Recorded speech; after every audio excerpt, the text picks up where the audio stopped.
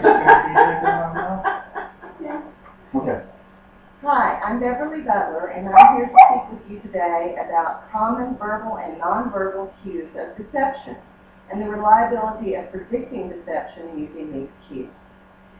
When taking medical history, medical professionals have a saying: if you want to know how much somebody drinks, you ask them how much they drink, you double it, and that's how much they drink. Now, are they purposely trying to deceive us, or are they just trying to look a little bit better? How can I tell? As humans, we're all vulnerable to deception, and knowing this information can help us in our interpersonal relations. As a registered nurse, I'm involved in interviewing people about sometimes uncomfortable personal situations.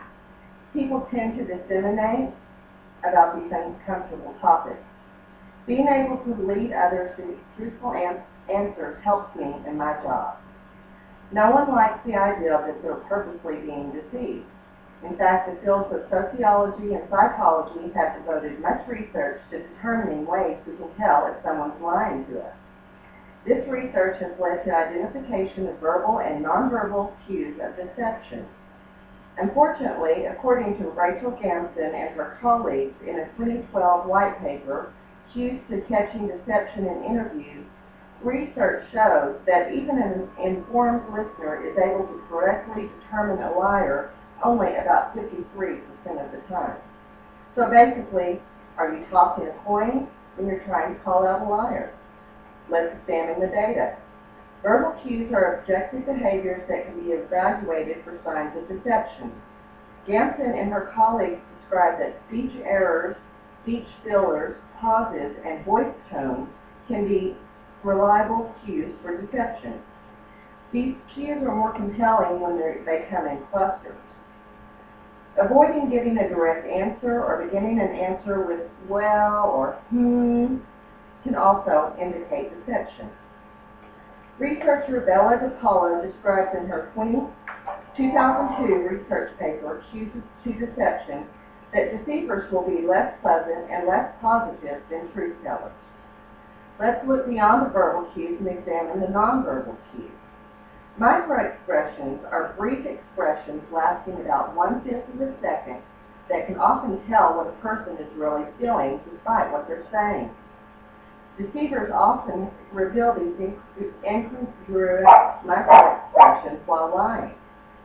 David Matsumoto asserts in his 2011 FBI bulletin titled Evaluating Truthfulness and Detecting Deception that trainees at the FBI National Academy can increase their identification of microexpressions to between 70 and 90%.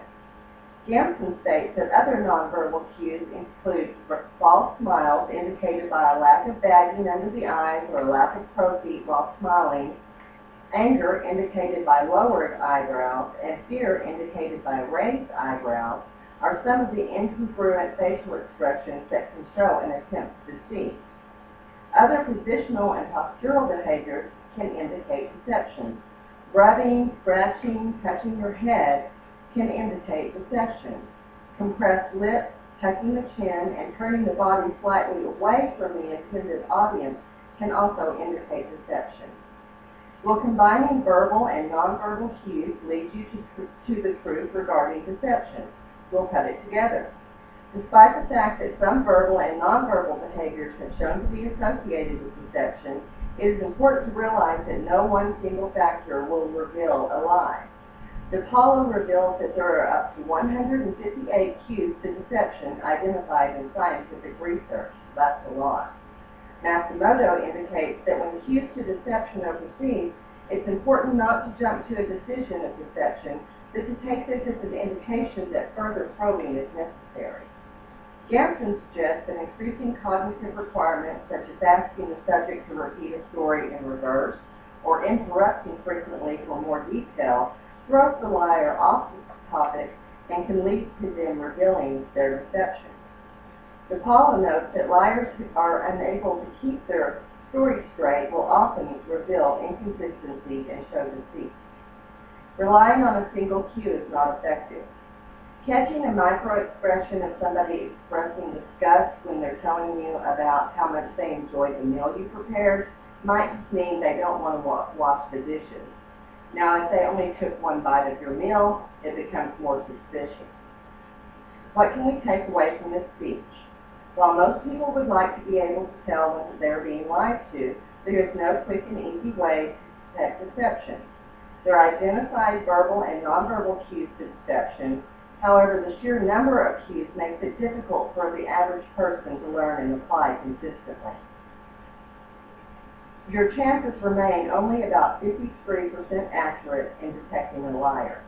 Combining clusters of cues to guide us into further inquiry is the most effective use of these cues. Catching a cue of deception can at most lead us to delve further into the situation before making a decision of truth or lie. Thank you.